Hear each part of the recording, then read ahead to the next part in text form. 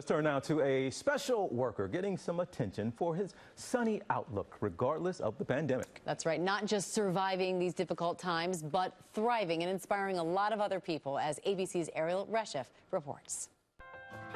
It's a historic attraction tucked away in the mountains of Pennsylvania.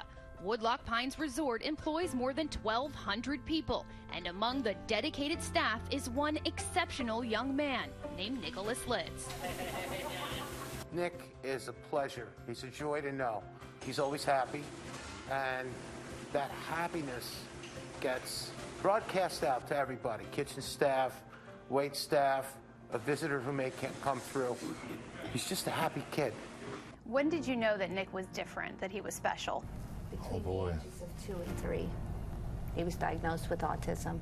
And what were the first signs that you noticed? He didn't look at you.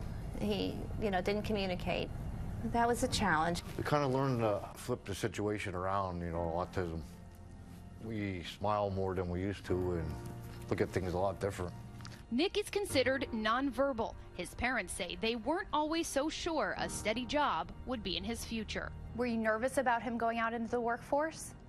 Oh, yes, especially with his communication difficulties. But with his job coaching staff, which are wonderful, they've come up with ingenious ways to interact with the people he works with. The 23-year-old using his cell phone to type messages.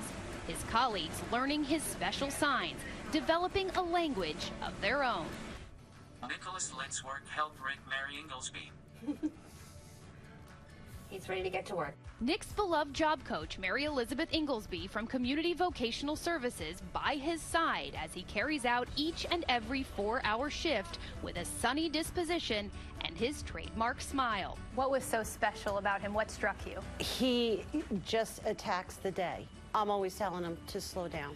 He is the Energizer Bunny, and he moves at 200 miles an hour. Like for so many, the pandemic cast some uncertainty over Nick's job and made his life more complicated. What uniquely did Nick face during that period of time when he was at home? Well, at home, that he didn't have a purpose. The social distance is hard. He's very social, so he's a handshaker. And to tell him, it took years to get him to do that. And then to tell him, you have to do the elbow bump, keep away, wear the mask. That was a challenge. But the staff was determined to get Nick back to the work he loves.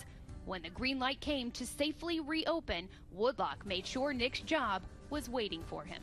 I just explained to Dan how important, with all of these changes going on, that Nick have a consistent 3 days a week. These are the times to alleviate some of that stress. And he was like, yeah, sure, no problem, whatever Nick needs. What was it like to walk through the doors again, to see Nick, see the place open, and feel that energy from him again? It was a great feeling to get back to business and open the doors again. Nick came in just like, he had never been gone. What's the most gratifying thing watching Nick flourish in this environment? Seeing how he has grown as a person, how he has come into his own, and that he's confident. I'm just there to kind of guide him a little bit, but it's all Nick. They are a leader in the community, and it's showing families even that come here how accepting they are. Nurturing Nick's potential, his contributions more than measure. Nick, a guiding light for others in his community and far beyond. I think there's so many hidden treasures in people who we as a society have a tendency to overlook. And they can contribute, and they can lift us up. For GMA3, Ariel Reshef, Holly, Pennsylvania. That smile from Nick is certainly a beautiful way to head into the weekend, and thank you, Ariel, for that beautiful story. Well, hey there, GMA fans. Robin Roberts here. Thanks for checking out our YouTube channel. Lots of great stuff here. So go on, click the subscribe button right over here to get more of awesome videos and content from GMA every day, anytime. We thank you for watching, and we'll see you in the morning on GMA.